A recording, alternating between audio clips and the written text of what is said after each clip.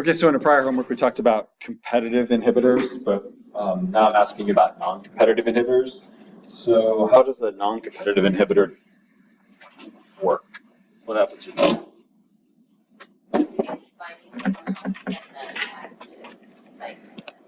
Okay, cool. Definitely want that color.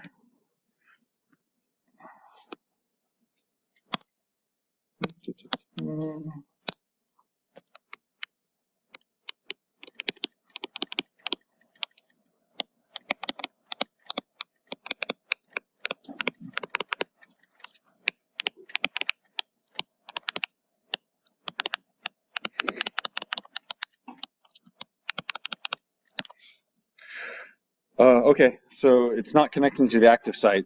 What happens if I increase the substrate concentration? Nothing. Doesn't care. They're not fighting over the same spot. So when it attaches to the enzyme's pretty much non-functioning until the non-competitive inhibitor lets go.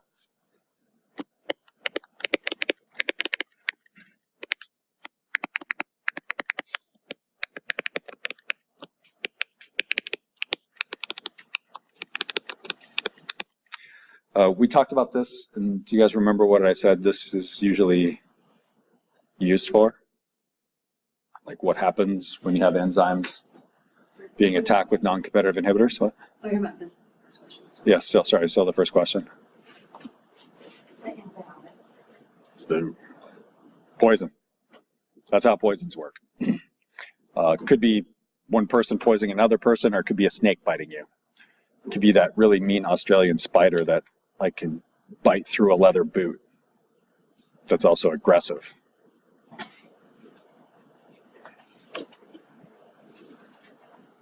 So what's chelation then?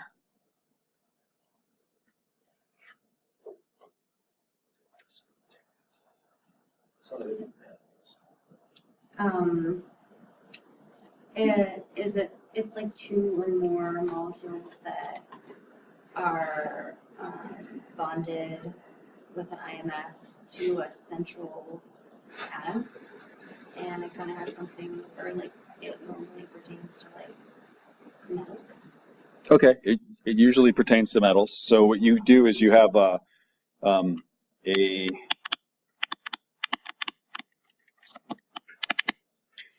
chelating agent that chelates something. And it's an intermolecular force bonding. If lead or mercury is going to damage you, it needs to be by itself. Do you remember how we talked about benzene being bad as benzene? Why was benzene bad?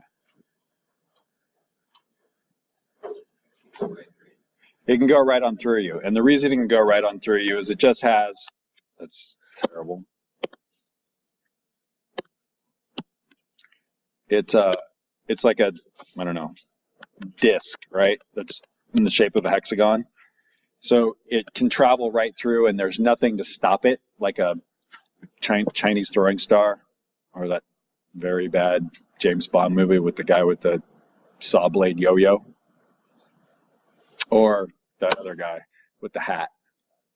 Odd Job, yeah. What happens if I attach something to the benzene ring? It's no longer dangerous, right? So, I mean, that could be a spice, but it's now got stuff attached to it, so it can't do what it used to be able to do. So the chelating agents will grab a hold of things like metals or poisons, non-competitive inhibitors. They'll grab hold of the non-competitive inhibitor, and now the non-competitive inhibitor cannot attach itself to the enzyme. So if somebody, I mean, basically that's what we're talking about when we talk about trying to get a better, like rattlesnake antivenom. What the antivenom does is it grabs a hold of the ventum, and now they're connected to each other, and now the venom can't attack different things around the body because it changes its shape. All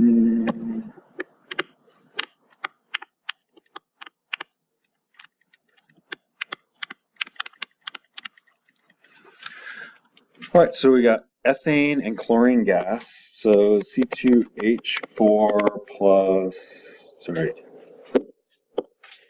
ethane 6 plus Cl2.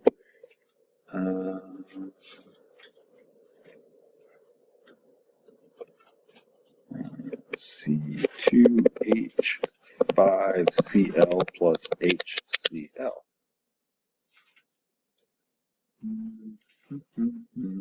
Okay, did you guys get this formula? I know we haven't talked about naming organic molecules, but you could have looked up chloroethane and it would have given you, probably actually would have just shown something like this.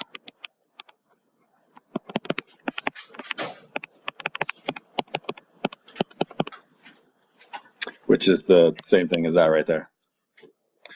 Okay, write the balanced chemical equation, write the equilibrium expression. So the equilibrium expression is going to be K C2H5Cl moles per liter and HCl moles per liter divided by C2H6 moles per liter and Cl2 moles per liter.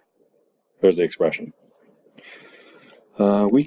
Acetic acid is weak acid. Write the reaction equilibrium. Acetic acid disassociating the hydrogen and acetate ion. Okay, so the Ka is, all right, well, let's write the equation first. So it's CH3COOH, and it's CH3COO negative plus H plus aqueous, aqueous. And so we end up with H plus moles per liter, CH3COO negative moles per liter, and CH3COOH moles per liter. And all that's equal to 1.25 times 10 to the negative fifth. So what is that 1.25 times 10 to the negative fifth telling you?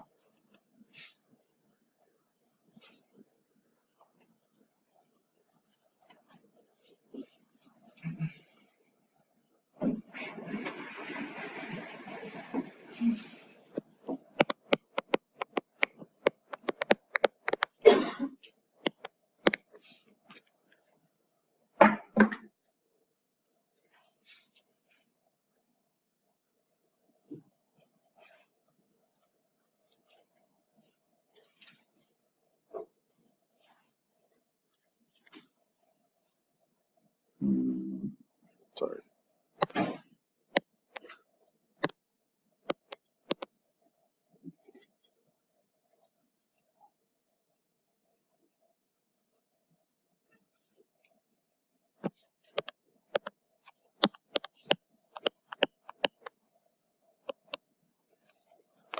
Now, is it telling you anything?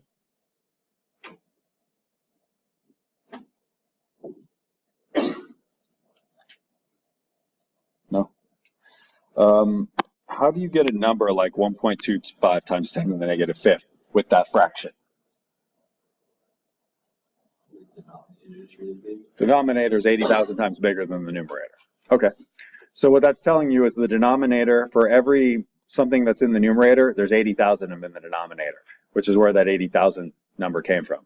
So now what's that 80,000 telling you?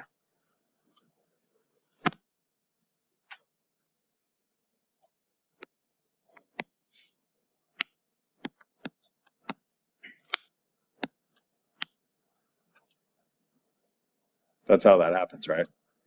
The way I get a 1 to 80,000 ratio is the product, for every one product that's made, 80,000 of those acetic acids stay stuck together. So this is an equilibrium, but what side is the equilibrium shifted towards?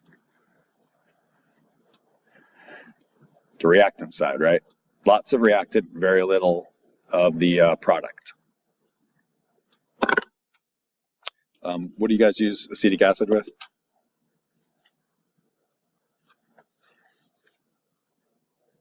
Where's acetic acid bound? Second? Yeah, it's vinegar and water. Acetic acid and water is what vinegar is. So pickles, ketchup, relish, a zillion different things have vinegar in it, right? Where does balsamic vinaigrette come from?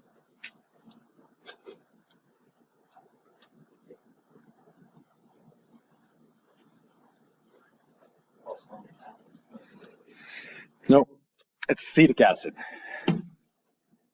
If you allow oxygen into a glass of wine or a bottle of wine, the sugars that are in there and the alcohol that's in there will eventually turn into acetic acid.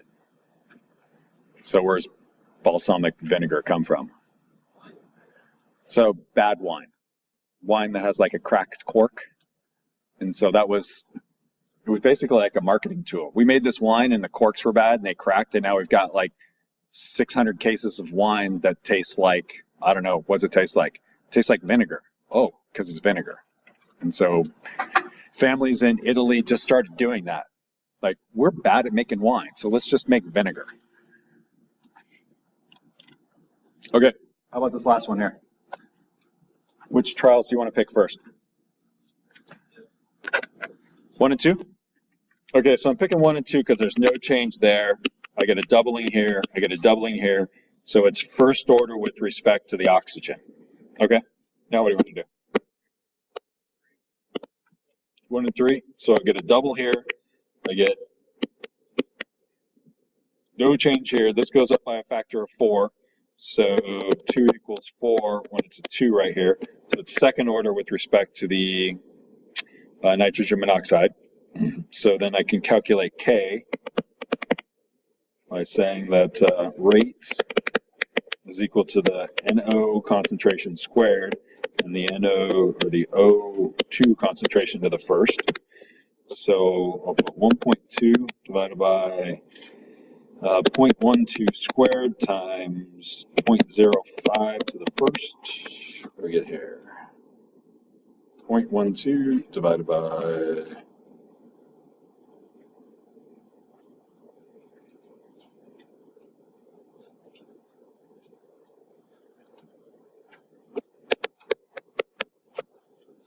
so then the rate law for this would be rate is equal to 167 concentration of NO squared concentration of O2 to the first.